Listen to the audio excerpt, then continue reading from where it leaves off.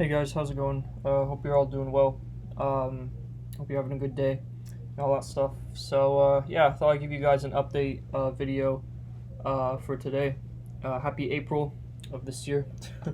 Hope you're all having a good one. Yeah, just I believe my last video was in March, right before, like a week before the AJ and Franklin fight, which I'm gonna do a post-fight review in this video as well. But yeah, just so I don't know, we're just gonna talk about just things, I guess, how I'm doing, right? And that's that. So yeah, so in terms of my, a lot of you who've watched my last video know that I've been, my health has not been the best recently.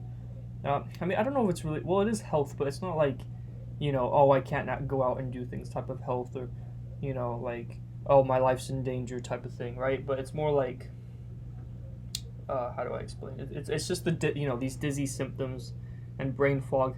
I guess, like, well, I guess it still does kind of count as health because it's mental health, which I'm going to get into a bit, and it's also physical health to an extent, and that's that. So, but anyway, the point is that, like I said, I've been feeling all sorts of symptoms, and it's been pretty tough, but it is what it is. But I thought I'd give you guys an update. So I did end up getting a CT scan of my head, and it would surprise me because that I was able to get it so quickly, because where I'm from, I'm not gonna say where I'm from because I'm not gonna say that on here, right? Right now, but anyway, but where I'm from, you have to, in the healthcare system, you have to get a referral for a CT scan, obviously, and it's and when I asked the doctors at the hospital, or the people at the hospital, how long I would have to wait, they told me 5 months, and I was surprised by that because my neurologist, when she gave me the referral, she told me it would only be 2 weeks, right? So then I called up the other hospital that my other doctor gave her, the referral that he gave me for that hospital. I called them up, and I said, like, asked them, okay, how long is this one going to take? And they said a year, and I just thought, I can't wait, like, I'm not going to wait a year to get a CT scan. That's, like, that's ridiculous, because I just, it's like, a year of, like, anxiety, it feels like, right, of just not knowing what this is, and if my brain's affected. So I was put on a cancellation list. I requested to be on a cancellation list for I think both hospitals. And I remember that I got a call one day, right before April, the last day of March, and it was at night, and they said, hey, we'd like to book you in for a CT scan, and I was like, yes, let's do it, like, let's do it. So I had to go fairly early in the morning. The hospital was, quite a ways from where I live, so that's that. But I showed up there. I got the scan, first scan that I've ever gotten of, I think, well, I mean, I've had X-rays done before and stuff, but this was like the first CT scan I've had, which I guess is a bit different. So yeah, that was interesting. And yeah, in terms of what it felt like, I don't know, it was strange because they told me it would be like 10 minutes before I got there, and then I got there and they said, oh, it's just gonna take 3 minutes, and it took 3 minutes, but it felt like, I don't even know if it took 3 minutes. To be honest, it really felt like what it felt more like was like less than a minute. To be honest, it was very quick, and I could feel the radiation, and like, especially on my mouth. I don't know why it was like, it was almost like I could taste it, which is, I don't think that's super alarming, because even if it is like, radiation, it's very, very little radiation, and, that's what my doctor told me before, is that, especially with someone my age, which, I'm not going to reveal my age here, but, I'm a very young guy, and, he said that you probably don't have much of anything to worry about when it comes to that, right? so I wasn't at a huge risk, and I honestly, like, I don't feel any different after having that scan. Other than, like, I don't know, like, still having some anxiety, but that's always been kind of persistent throughout these this whole journey of recovery and finding out what this thing is, right? Yeah, excuse me. So yeah, that's that. And I was just grabbing a chair to sit down. So yeah, it's just so the good news is, though, I got the results yesterday when I went to go visit an ENT. And yeah, that was a bit of a mess up as well, because I was supposed to have an appointment with excuse me, brain fog again, ENT. I was supposed to have an appointment with an ENT yesterday, and when I called them up, or when they called me, they said that, oh yeah, it's going to be in person. And I show up there and they say, oh no, it's actually like a phone call. And I'm thinking, like, wait, hold on, why did they say, was there some sort of miscommunication? And another thing is, like, why am I having this on a phone call? Like, what are they gonna, they're not gonna run any tests on the phone. Like, they're just gonna, it's like, and it was the same thing with the neurologist. I just had the neurologist appointment on the phone. So, but I'm like, what are they gonna do? Like, what are they, like, they're just gonna ask me questions and say, oh yeah, it could be this. Yeah, just get a scan and then, all that stuff. So I was frustrated, and, like, because I had to, like, I went all the way there for, it felt like no reason, which, like, in which case, at that point, I just decided to go shopping, and they called me within, like, 30 minutes or less, or something like that. So I'm having this ENT appointment with, on the phone, while being in a grocery store. So I went to go sit down somewhere. And yeah, I don't know. At first I was like, because I was just, fed up with these symptoms and just, with this whole situation. And I was just, I think I came across as a bit, like, how do I explain, a bit, well, I didn't come across as harsh to the ENT, but I almost, like, wanted to snap at him, because at the beginning he was telling me he didn't know why the doctor referred me to him. So at that point, I don't know, I kind of wanted to say, like, what the, like, like, what the fuck does that mean? Like, I don't know either, right? But I just, like, but he was sort of saying it like it was a question, and I was just, but, I kept my calm. I mean, that's one of the things about me, is that, I'm, for the most part, able to keep my cool, in situations like that. But anyway, but we had a phone call, and, it turns out, I guess I kind of misread him a bit. He actually was quite helpful over the phone, because that's when he gave me my results back, and he said that that they came back normal. So that's the good news, right? So even though I'm feeling all these symptoms and stuff, that's good that there's nothing wrong with my brain. There's no tumors. He said there's no tumors. It's not MS, or I guess, which is multiple sclerosis, right? Which I was worried about at the beginning of it. And, he said that's nothing, there's no damage done to my brain. And that I was slightly, I'm not going to say I was, like, severely concerned about, maybe towards the beginning, but the reason I was a bit concerned about it is because, like, 3.5 years ago, or like 4 years ago, or something like that, this is so silly. I remember I got into a fight with my friend, at school and stuff, and I remember that we were just sort of, like, play fighting. It was just silly, but I remember that it got a bit rough, and he actually pushed me on, like, the edge of a wall. He pushed me, like, on something like that, and I remember I hit the back of my head when that happened, and, I didn't black out really, but I just remember being, like it feeling so painful that I had to go and get an ice pack, and things like that. So, it was, so that's sort of how it was, but yeah, I mean, I asked my doctor about that, actually, and he said it's very unlikely if that happened a while ago. And so yeah, that's nothing to be concerned about. And you know, the CT scan, like I said, he didn't find anything like that, so that's good. Because to be honest, I was worried even before these symptoms. I was worried about, you know, something like that. So there's no, you know, damage done to my brain. There's no MS. There's no tumor or anything like that. So my brain's fine, which is good.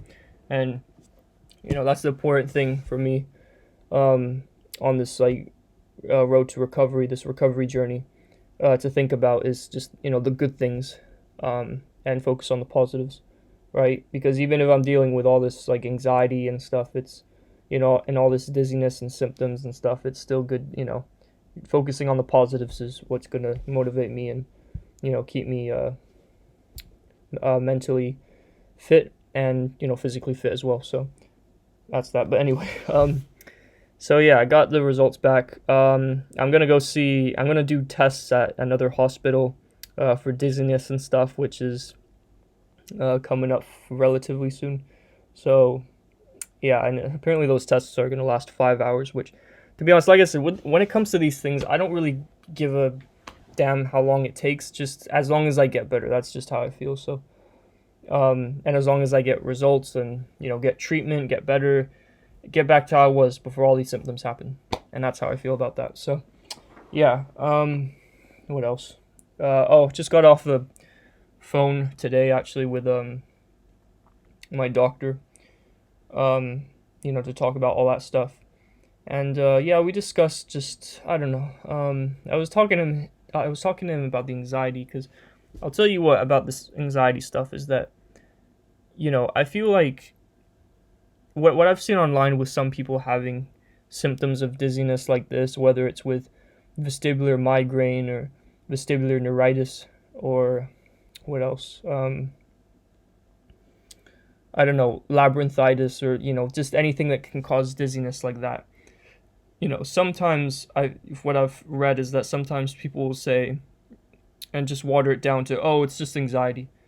But it's like, well, no. Like, in my case, like, no, it's not anxiety, because, like, yeah, I know what anxiety feels like, right? Like, anxiety, you know, normal anxiety, like, yeah, I get anxious before, like, I don't know, I go on a plane or something like that, or before I meet new people, right? Or, I don't know, what else makes you anxious? Going on a roller coaster, right? Or, you know, whatever, right? But this just feels like I can be doing nothing right now, and I'll feel anxious, like, for no reason. Even now, I feel like, I mean, I'm not, like, you know, ridiculously anxious or whatever, but, you know, I mean, I'm not, what do you call it? Like, you know, I'm calm enough to make this video, right?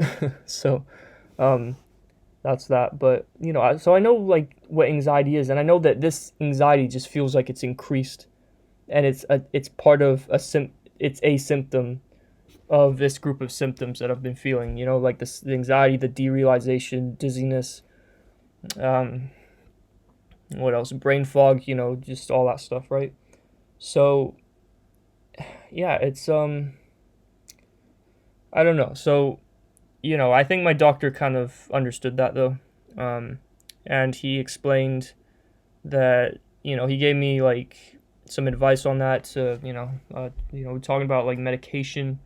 To be honest, I've never been like big into, I don't know, taking like drugs and stuff, you know, just because I'm not someone who, you know, like takes, you know, I'm just not like someone who likes to take drugs too often, whether it's, you know, I don't know, something like, you know, even if it's something like weed, or, you know, or if it's like a pharmaceutical one, you know, I'll only take it if I absolutely have to, right? But you know, but I mean, in this case, because I think just, you know, staying healthy and all that stuff is, you know, the best, like, what do you call it? The best way to cope with, you know, feeling anxious or whatever. But when it comes to this, I'm not as skeptical, because I do really feel like this is just, you know, such an anxiety-inducing thing. And yeah, we talked about that. And also, I guess, was it CBT, which is, I think, an abbreviation for cognitive behavioral therapy, or something like that. So that's another thing. And yeah, so yeah, I got things to do now, I guess. I'm gonna have more tests done. I'm gonna, what else? Do, yeah, more. I'm not gonna do more research, because here's the thing with Googling symptoms and stuff that I've noticed. There are like a few YouTube channels that I do look at for like, but that's not like doctors' advice. These are like people who have had similar symptoms, and like there's this one channel called the Blunt Yorkshireman or something like that, and he explains his symptoms, but he's like also like calm about it, and he's like, okay, well, I've had these symptoms, but I'm better now, and things like that. But in terms of like researching, like, oh, what's the symptom of this? And this is something look, I'm not a doctor, but I would sort of maybe slightly advise is, you can Google your symptoms at your will if you want to, but just be, how do I explain this? Just be conscious of the fact that Google has so many answers to, or possible answers to, to dizziness and all these like, symptoms. So for example, I searched up, why does it feel like the room is rocking like a boat? And then it comes up and says, oh, it could be MS. And I'm like, oh shoot, like, oh, shit, I don't want that, but it didn't end up being that, right? So, that was good, right? But that like freaked me out because I was really nervous about that, and, another thing was like, oh, why am I feeling head pressure? Oh, it could be cancer or tumor or something. Why am I, what else? I don't know, just like, all sorts of things, that I, just Googling my symptoms and trying to figure it out for myself, and, things like that. And I'll just advise like you guys, if anyone's dealing with something like this, is that just if you do Google things like that, Google at your will. Like I said, you do what you want, but just be conscious that just because Google comes up with this answer, and even if it's the answer that like pops up first thing, that doesn't necessarily mean that it's that, right? And like I said, if you are feeling symptoms of dizziness, just make sure that it's from like a credential hospital for one, and like just realize that, look, at the end of the day, Google's not a doctor, right? Google, just like it's not, I don't know, like a school, where people search up answers for tests or whatever, right? It's not, so you have to understand that. And that's sort of what I've come to understand, is that just because Google said this, or the first result that came up with Google was, oh, it's MS, oh, it's cancer, right? Or whatever, or things like that, right? Is that, that's not, it most likely isn't the case, because MS, for MS, I would be feeling other symptoms. So I wouldn't even be able to, like, I don't have an issue with my balance, right? And people with MS do, and they have like pain in their like arms or something like that. I don't know the full what do you call it? The full like I don't know too much about MS to really say like what every single symptom is, right?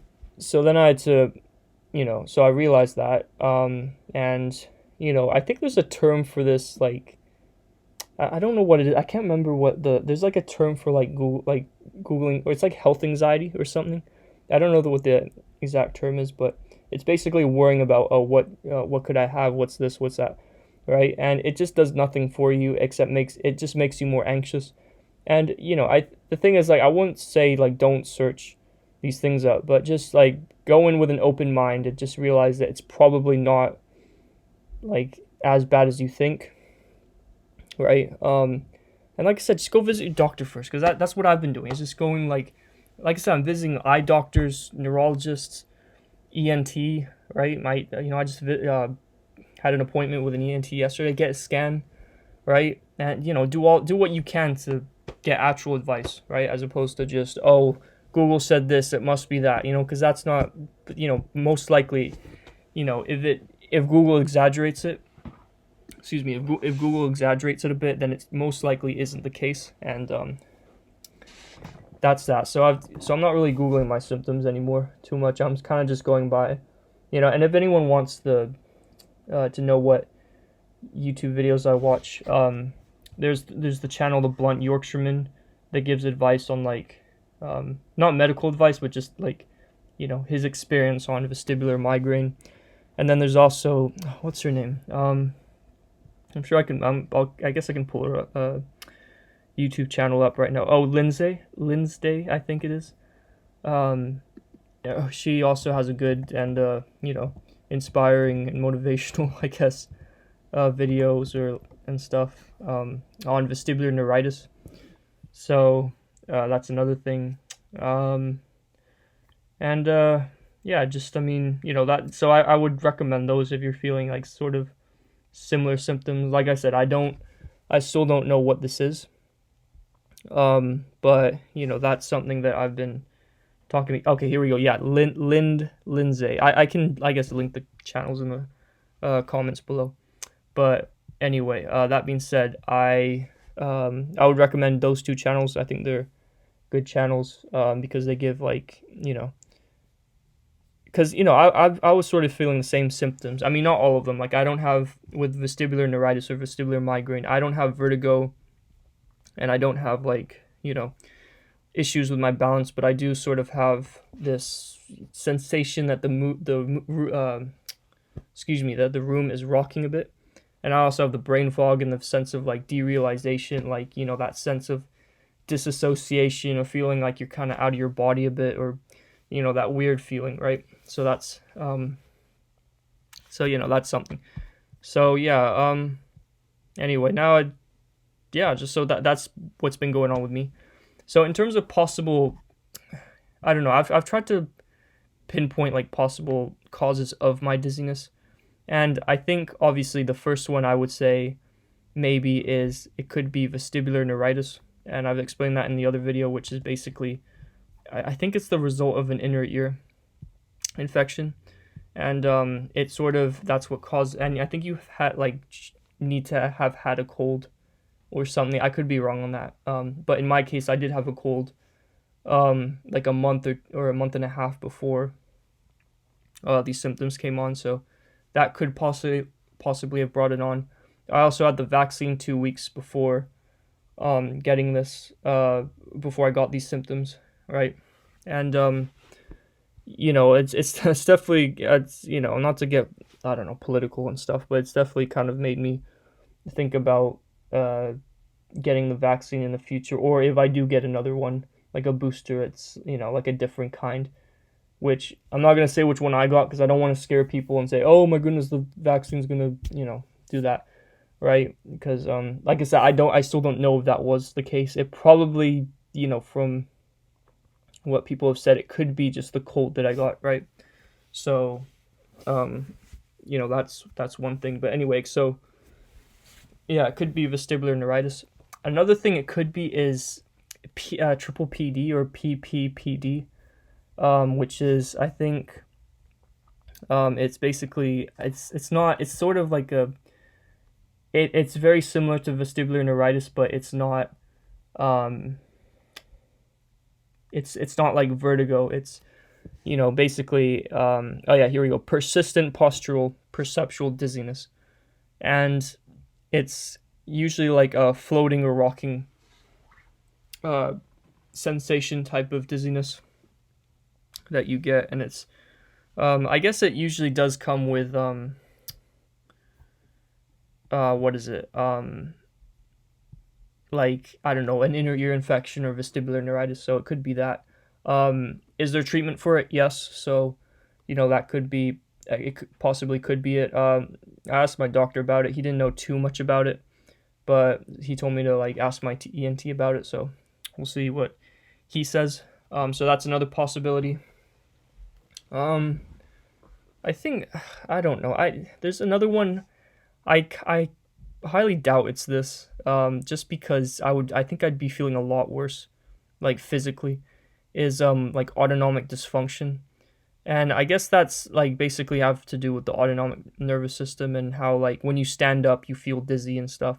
And I actually had my vestibular physiotherapist check for this, and he noticed, and the way to diagnose it is basically like if your heart rate is goes up like really fast or goes up a lot when you stand, and your blood pressure goes down by a lot when you stand as well, then that means that it could, you feel dizzy when you stand up. But I remember when he did that test, like it didn't make a difference, like me standing up. Like I didn't feel more dizzy. I mean, I guess naturally if I got up like really quickly, it made me feel dizzy. And I think that's what he got me to do. He got me to get up like really quickly. But, I mean, you guys like know that like if you get up really quickly, like yeah, you feel dizzy, but then it goes back down, right? Sorry guys, I just realized this video is going on there for quite a bit. All right, but anyway, so yeah, so I don't think it's that. My doctor also doesn't think it's that. And the thing is, like I said, guys, I just went out for a bike ride yesterday, right? And I've been going like uphill biking, so surely I would feel like just, and they say usually like sometimes when you stand up you faint. So like how am I, like I'm able to exercise, right? But it's not, so I talked to my doctor a bit more about that today. He said he doesn't think it's that. So I don't know if I don't know if I would really label that as a possibility. But anyway, what's another thing? Neck pain. My ENT thinks it could be neck pain. Which is, there's a name for it. I don't know what it's called. It's basically though it's neck pain that can cause like bring on dizziness, and it's here we go. No, it's not that. It's cervicogenic dizziness, I think. I talked a bit about about that with my doctor today. Excuse me. I talked a bit about that with my doctor today as well. He doesn't think it's that either, but he said the neck pain can just be like another symptom, but it's not necessarily the cause of the symptoms. But yeah. Anyway, so I guess those are like four, I don't know, maybe three possible, reasons as to why I have this dizziness. Because like I said, the scans came back normal, which is good. It's not, like Parkinson's. It's not cancer. It's not a tumor. It's not, MS. It's not any of that stuff, right? It's just, what it could be is just like an inner ear infection or, something like that. Like I, still don't know, right? Or just something to do with my neck or something, But yeah, I thought I'd just mention those possible, what it could be, I do hope it's not the autonomic dysfunction, just because for that, apparently it's not, it can go away for some people, but, and, and it can be treated, but it's not like guaranteed that it'll go away, right? And, like for me, for these symptoms, I just want them to go away. Whereas for the other things like vestibular neuritis, or even vestibular migraine, or, the PPPD or triple PD, or the persistent, whatever the full name was for the persistent postural perceptional dizziness, or the, like the neck pain dizziness, what if it's one of those things, and those things can be treated and it can be like significantly reduced. So yeah, I don't know. But so that being said, I'm gonna keep hope alive, and it's probably, yeah, I should be fine, But anyway, okay, I hope this video is going on for like this is only like for almost 30 minutes now, so hopefully YouTube will let me upload it. But anyway, yeah, so that being said, that's about what's been going on with me. So, the anxiety has really been affecting me. I feel, there's times I feel really anxious. And like I said, guys, it's not like anxious, like, oh, yeah, I'm going to give a speech in like 5 minutes, wish me luck. It's not like that. It's not like, oh, there's a reason for it, It just comes on like randomly, right? So I'm just trying to focus on like that and just, getting answers, and things like that, and just, But anyway, that being said, that's what's been going on with me. So yeah. Anyway, let's talk about the big fight that happened recently. Anthony Joshua versus Jermaine Franklin. So yeah, it's it's an interesting fight. A lot of people were upset with it because AJ didn't get the knockout. A lot of people felt like AJ didn't do a great job, and things like that. What are my thoughts? Look, I think, to be honest, I kind of agree with that statement, because I think that, at the end of the day, Jermaine Franklin, I do give AJ credit, though, because I thought he won pretty much every round. But, it's just that, how do I say? It's just that, AJ's known for his knockouts and stuff. And, and with AJ, you want to see a knockout win, right? But, at the end of the day, like, I don't know. I'll give my thoughts on it. So, in terms of what I thought AJ did well at in the fight, I thought he had a good jab. I was actually quite impressed with his jab, because, I think that's the best time the best version of the best version of his jab that we've seen, or if not one of them. It was almost like, because he really had good sense of like distance control in the fight, and it was also a hard jab. It was almost like, I hope people don't get upset when I say this, but it was Lennox Lewis like, in a sense. Obviously Lennox Lewis has a better jab, but it was definitely an improvement from AJ, and it was Lennox Lewis esque in the sense that it was a Lennox Lewis type jab, in the sense of it was a hard jab and it was a long jab, right? But yeah, so that's one thing. I also thought he had good work with body shots at times, which affected Franklin. He also so yeah, he had good. Oh, and he also reacted less to Franklin's punches when he did get hit, and things like that. So that was another good thing. And excuse me. And yeah, that's kind of that. So in terms of what maybe he didn't do so well, I thought AJ. Okay, I don't understand why he came in the way he came in at. I think that's a lot of people are wondering, like, why would you do that? And I happen to agree, because I'm like, dude, why? Like, why have you, like, I don't understand. Like, why have you gone, because what did he weigh at? He weighed at, like, something like 255 pounds, right? Like, why? Like, people have, the one criticism I've had with AJ, and not just me, a lot of people have had with AJ, is that he's too big. He's like, you know what I mean? He's a big guy. He's like a bodybuilder. He's like Dwayne Johnson type of muscular type of guy, right? And people say, oh, but, going up in weight, you have power. Yes, you have power. But one, that's not necessarily true, in the sense that it's not, you're not going to increase power by, like, a lot. And two, AJ, when he was at the same weight he fought Ruiz, like, his power doesn't look any different to me, right? It's just that in this fight, he was maybe putting more weight behind his punches, as opposed to when he fought Ruiz, in terms of, like, his footwork and sitting into punches and things like that, right? And I guess, turning into punches as well. But in this fight, I'm like, why would you, like, you didn't gas out in this fight. Of course you didn't gas out, right?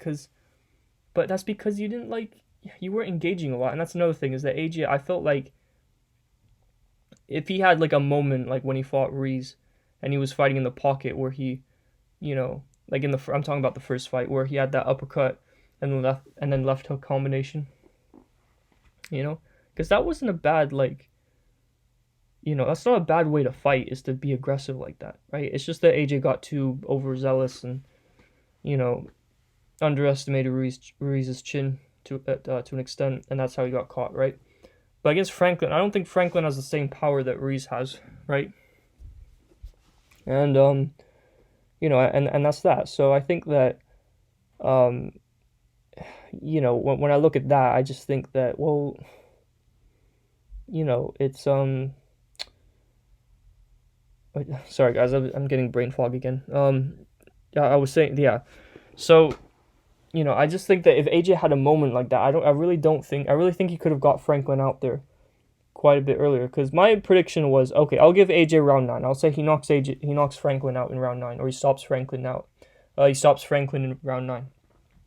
But he ends up going the 12 rounds, and I'm like, well, yeah, because you came in like ridiculously heavy, right? A career heaviest. Like, why? I don't understand why he would do that. I think he fights better when he's lighter, as opposed to like someone like Tyson Fury, who I think he fights heavier or better when he's heavier, But too, it's like, but you also didn't have a moment like that, like a in the pocket type of combination shot. So it was kind of a no-brainer that he would, like just go the distance, because I thought, okay, if AJ outboxes him, he'll go the distance, so I'll box him, but it's not going to be too impressive. And that's the thing with AJ, is that he's unpredictable. You just never know how he's going to fight. One time he's trying to outbox Usyk, the other time he's trying to, he says he's going to be more aggressive in the rematch, and which he is, but he still tries to like mix it with outboxing him and stuff, which, that was actually not a bad performance by AJ, but I still think his footwork was a bit, I don't know, could have been like maybe slightly better. But yeah, I mean, that's another thing in this fight. I think AJ's footwork wasn't the best either. So not AJ's best performance. He looked really slow, and yeah, a lot of people like did not like that performance by him. And and him saying like afterwards, like, oh yeah, there were moments in there, yeah, and I should have taken advantage of those. But it's like, no, dude, you have the option to go out there and get the win, like get the stoppage, right? And you didn't do it. Like, why? Why didn't, like, I don't understand. And another thing is that when AJ did have a moment like that, he would just like square up and just like try to clinch Franklin. Like, why? I don't understand. Why would you have the guy rocked, right? So if you want to win by stoppage, go at him like that. You know what I mean? Don't just like, I don't know. Guys, I don't know. I think AJ has changed a bit in that he's not, I don't think he's scared to get hit, maybe to an extent, but I think it's more just that he wants to fight like a Fury or Mayweather type of fighter and things like that, and I don't think that's going to benefit him in the future. I will give AJ credit though. I'll say that he did outbox a guy who's never been, and he did rock a guy who's never been stopped before, and who's never been dominated before. And he gave a better performance than Dylan Whyte, right? And I don't know what this thing online is about people, saying Dylan Whyte is right. Like you have that one guy, like I'm not going to say his name, but you guys can probably, think, or know who I'm talking about. The guy who just hates Anthony Joshua and just says things like with his accent, he's like, yeah, AJ's just, he's not as good as Usyk. Usyk, he's not as good, and he just, yeah, I mean, how dare he, like, look surprised after the first fight that he lost, he's not like Tyson Fury, who's always respectful to his opponents, and, you know what I mean, he's a disgrace to the sport, it's Usyk, and AJ needs to find his nuts, before he even thinks about fighting again, before he even thinks about fighting, that guy, right? Yeah, I mean, that guy needs to find kindergarten again, because his YouTube channel, he tries to spell Usyk, he doesn't even spell it right, you know what I mean? But anyway, that's besides the point. But anyway, but that's the thing, is like people are criticizing, they're agreeing with Dylan Whyte, but they don't realize that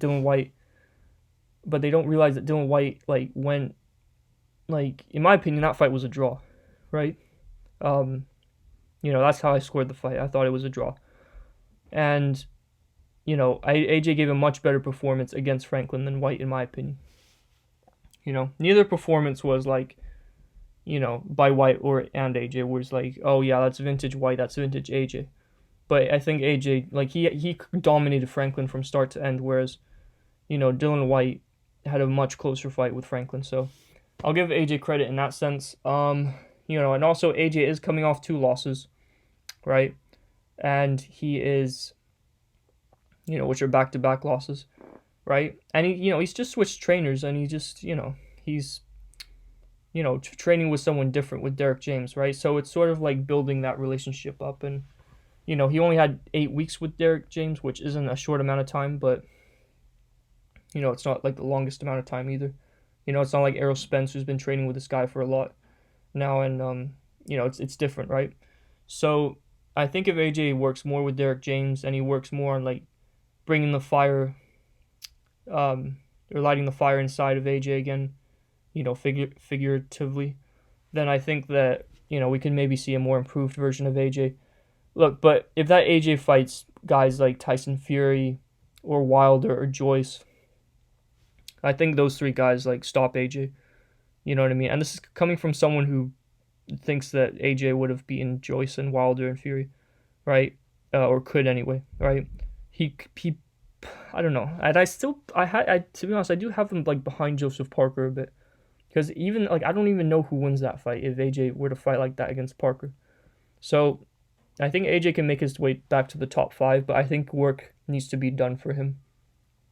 And I think that it needs to be a lot of work. Oh my goodness. Okay, this video is going on for like over 40 minutes. Sorry guys, I really did just want to explain what's my I just wanted to give you guys like my thoughts on what's been going on, and obviously the post-fight AJ and Franklin fight. So that's that. But anyway, this video's been going on for a long time. I might do another video about the fight. You guys can, I don't know, maybe give me your ideas of what other video I can do next. I'd like to hear in the comments below, and yeah, I'll give you an update. As for now, my symptoms are ongoing, but as long as I get answers and get treatment and get better and get back to how I was before these symptoms, then I'll be good, so that's I'll be great. And yeah, the 4 eyes, I mean not 4 eyes, but the 4 like little letter eyes, you guys know what I mean, right? But anyway, so that being said, hope you guys have a good day wherever you are. Hope you're all well, and I will see you in the next video. So that being said, take care and peace, and yeah, goodbye. See you.